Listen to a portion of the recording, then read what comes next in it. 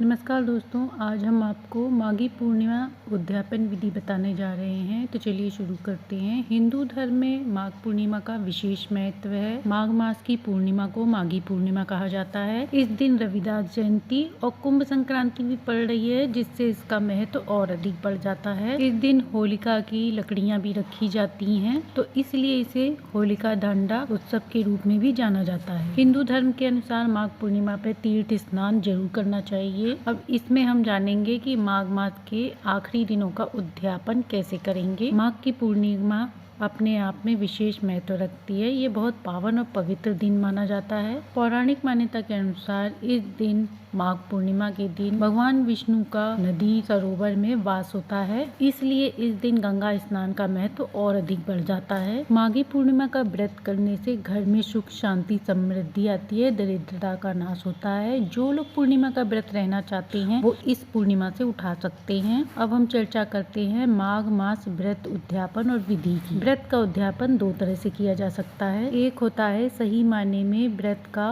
पूरी तरह से उद्यापन करना, और दूसरा मान्यता है इस साल के व्रत का किया हुआ उद्यापन का समापन करना। जो लोग माघ मास का उद्यापन व्रत पूरे महीने किए हैं, उनके लिए भी उद्यापन का विधान बताया गया है। ये महीना स्नान, दान, जप, तप के लिए बहुत विशेष फलदायी माना गया है। वैकुंठ की प्राप्ति के लिए महिलाएं विशेष रूप से 12 साल तक हर साल नियम से व्रत, पूजन, उद्यापन करती हैं। ये पूरी तरह व्रत की समाप्ति होती है, इसके बाद वो फिर दोबारा नहीं करती हैं। पर कुछ लोगों का ऐसा होता है कि हर साल व्रत नियम नहीं कर पाते हैं, इसलिए संत महात्माओं ने बताया है कि हर साल व्रत का उद्यापन कर देना चाहिए, ताकि इस साल किए हुए व्रत का फल आपको मिल जाए। कुछ लोग पूरे महीने व्रत उद्यापन नहीं कर पाते हैं, तो आखिरी दिन स्नान, जाप, तप करते हैं। आखिरी के मतलब आखिरी के 5 दिन, एकादशी से लेकर पूर्णिमा तक। कुछ लोग माघ महीने का पूरे महीने का व्रत, उद्यापन, स्नान करते हैं। कुछ लोग स्नान करते हैं, व्रत उद्यापन नहीं करते हैं। और कुछ लोग अंतिम 5 दिन और अंतिम 3 दिन भी करते हैं। और कुछ लोग माघ मास महत्तम सुनते हैं। कुछ लोग घर के मंदिर में तुलसी में दीपदान करने का नियम लेते हैं। इसी प्रकार हर किसी ने कम या ज्यादा कोई भी नियम लिया होता है, तो उसके बाद उसका उद्यापन भी जरूर करना चाहिए। जिस तरह हम कोई भी व्रत रहते हैं और बाद में उसका उद्यापन करते हैं, तभी हमें फल मिलता है, उसी प्रकार माघ स्नान का भी उद्यापन अवश्य करना चाहिए, तभी पूर्णतः फल प्राप्त होता है। दान में अन्नदान, तिल दान, गौदान, वस्त्र दान आदि दान अवश्य करना चाहिए, और दान अपनी सामर्थ्य के अनुसार भी करना चाहिए। और जो लोग हवन नहीं करा सकते, वो ब्राह्मण को दान दे सकते हैं, और दान अपनी सामर्थ्य के अनुसार दान देना चाहिए।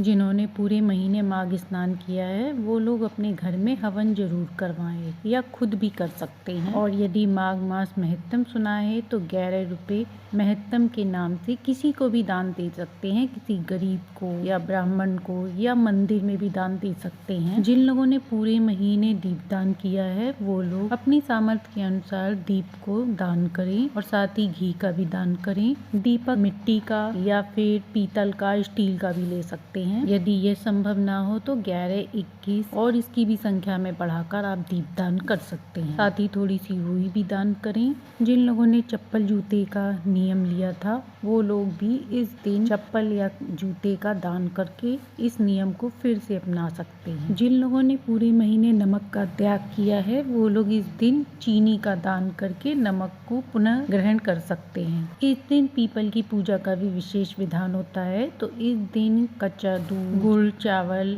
आदि चीजें डालकर पीपल में जल जरूर अर्पण करें, जिससे सुख समृद्धि की कामना पूर्ण होती है। दीपदान भी अवश्य करें। आज के दिन ब्राह्मणों को भोजन भी करा सकते हैं, अपने घर में कीर्तन भी करा सकते हैं, जिससे विष्णु भगवान अत्यंत प्रसन्न होते हैं। सारी चीजें पहले से ही तैयार कर लें, और जिस दिन माघ पूर्णिमा हो, उस दिन सुबह अच्छे से जल्दी से स्नान करके विधि विधान से पूजन करने के बाद उद्यापन भी करें, जिससे विष्णु भगवान की कृपा प्राप्त होती है। उद्यापन के बाद भगवान से प्रार्थना करें कि मैंने आपके निमित्त ये व्रत पूजन जो किया था, उसे मेरा संपूर्ण किया आपने और अब मेरी मनोकामना को भी पूर्ण करें। आज के दिन ओम नमो भगवते वासुदेवाय मंत्र का जाप जरूर करें। अपनी सामर्थ्य के अनुसार जाप कर सकते हैं, जितना चाहें उतना कर सकते हैं। जो लोग पूरे माघ महीने का व्रत किए हैं वो लोग किसी को भी भोजन कराने के बाद ही भोजन ग्रहण करें। इन व्रत के उद्यापन में हमें उल्टा करना होता है। जैसे हमने नमक छोड़ा होता है तो चीनी का दान करके नमक खाया जाता है, उसी तरह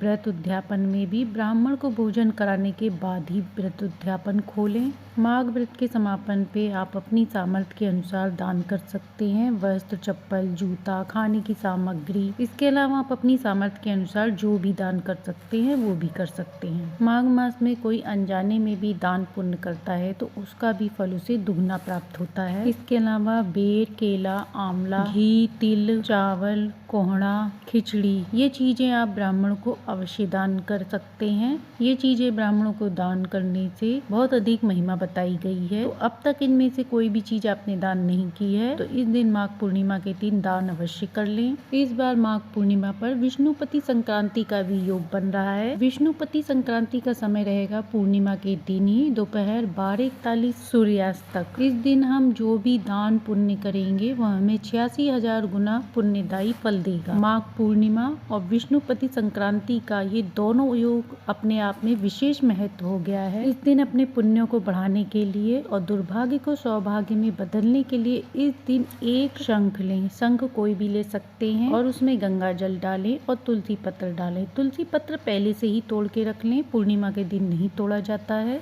और इस जल से भगवान विष्णु जी के चारों तरफ 3 बार या 11 बार घुमा के इस जल को अपने घर में छिड़काव करें, व्यक्तियों के ऊपर छिड़काव करें, जिससे नेगेटिव एनर्जी का नाश होता है। इसी के साथ घर में बरकत भी बढ़ती है। नारद पुराण में वर्णन है कि माघी पूर्णिमा के दिन तिल, सूती कपड़े, कंबल, रत्न, पगड़ी, जूते आदि अपने वैभव के अनुसार मतलब अपनी सामर्थ्य के अनुसार दान करना चाहिए। इससे व्यक्ति को स्वर्ग लोक की सुख की प्राप्ति होती है। जो व्यक्ति इस दिन भगवान शंकर की विधि पूर्वक पूजा करता है वह अश्वमेध यज्ञ के फल के बराबर फल पाता है। इसी के साथ विष्णु लोक में प्रतिष्ठित होता है, ऐसा नारद पुराण में बताया गया है। तो इसलिए शिव जी का भी विधि विधान से पूजन अवश्य करें और इस दिन शिव जी पर जल अर्पण जरूर करें। इसके बाद कच्चा दूध अर्पण करें। ऐसा करने से शिव जी अत्यंत प्रसन्न होते हैं। इस दिन सूर्योदय से पहले स्नान करने से अत्यंत पुण्य की प्राप्ति भी होती है। इस दिन दान का विशेष महत्व है, तो दान का समय भी दोपहर से सूर्यास्त से पहले तक का है, जिससे आप अपना पुण्य अर्जित कर सकते हैं। इस दिन जो भी हम हवन करते हैं घर में और पितरों के नाम से, वह सूर्य नारायण भगवान हमें कई गुना वापस प्राप्त कराते हैं। संक्रांति तिथि की अपने आप में विशेष महत्व है। इसी के साथ भगवान का नाम जप तप भी अवश्य करना, जिससे आपको पुण्य की प्राप्ति हो। इस दिन गाय को भी हरा चारा खिलाना चाहिए। गाय को गुड़ या रोटी भी खिला सकते हैं, जिससे कई गुना पुण्यों की प्राप्ति होती है। इस दिन तिल के लड्डुओं का दान भी विशेष फलदायी बताया गया है। माता लक्ष्मी का जन्म भी पूर्णिमा के दिन हुआ है, तो इस दिन आप रात्रि को चंद्रमा को अर्घ्य अवश्य, जल में कच्चा दूध, थोड़ा सा मीठा गुड़ डाल के